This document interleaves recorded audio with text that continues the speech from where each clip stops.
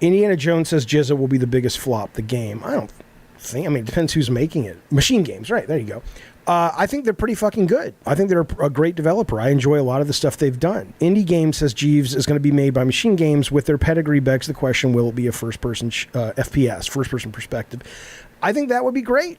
I don't think it's necessary it's a third person. I don't think you need to see Indiana Jones all the time. I think seeing the gloves and the whip and all that, and basically, you know, hell, I think if these guys were to make Indiana Jones first person, not like Skyrim, but a little bit more simulation-y, sandboxy, like Bethesda's known for, I think that could be actually interesting versus like, because seriously, is anybody going to care if they just rip off Uncharted? The worst thing they could do is go, let's take the Tomb Raider formula, the Uncharted formula, and let's swap Indiana Jones in, and let's just up the production value. That's the safe thing, but I don't think that's really all that interesting. At that point, it's pure execution, and you're not really bringing anything to the genre unless you really just have some brilliant ideas. So I would, I don't agree. Arathisel says big set pieces and action third person is a must. Why? You have that. You have that in Uncharted. You have that in Tomb Raider, both of which wouldn't exist if it wasn't for Indiana Jones. Yeah, like Kyle says, indie game copying the games that copied his films. Right.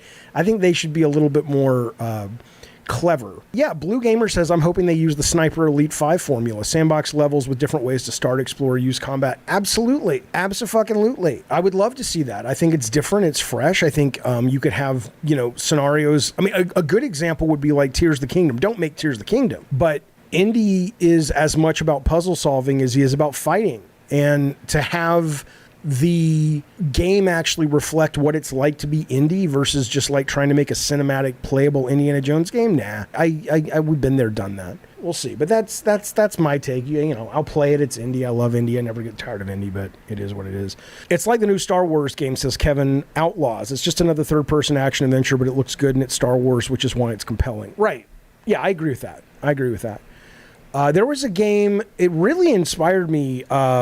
I played it in college. There was a game called, it was Indiana Jones, and it may have been The Last Crusade. I don't think it was, I don't know, but what was fascinating about the game, it was the first game I'd ever really seen and played where you could solve puzzles in different ways. And kind of the poster boy for that was a scenario where you come up, it wasn't Fate of Atlantis. It was a game came out in 89. It was a side-scroller, kind of point and click, but you come up to this big guard, and there's two options, right? Option one is you come up to the guard and you can fight him, and you know you're dealing with you know how good of a fighter you are, and it's kind of rhythm based. It's not like anything deep or anything. It was back in the 80s. Or you can find this giant trophy and you can fill it with beer from the kitchen and you can give it to him and he'll drink it.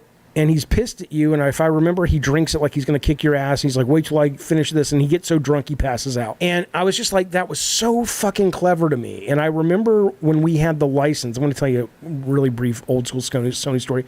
We had the license to a movie called, it was originally called The Penal Colony, but it was with Ray Liotta. It came out, it was a terrible film based on, or called No Escape. And I guess he was this prisoner, and he was sent to an island, and it was like Lord of the Flies, but with prisoners. I don't fucking know. It was dumb.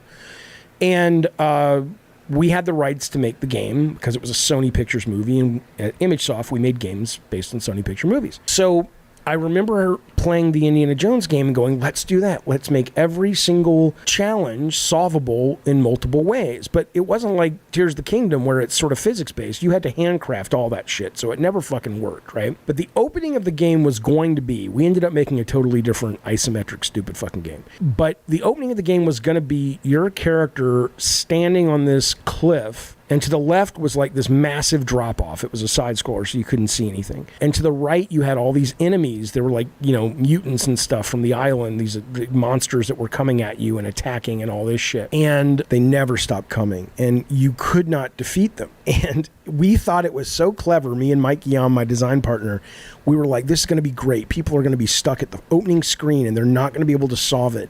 And then they're going to call the hint line. This is back when we had hint lines. And the hint line person's going to say, oh, well, why don't you run to the right? And the player would be like, well, that's a drop off. He's like, so?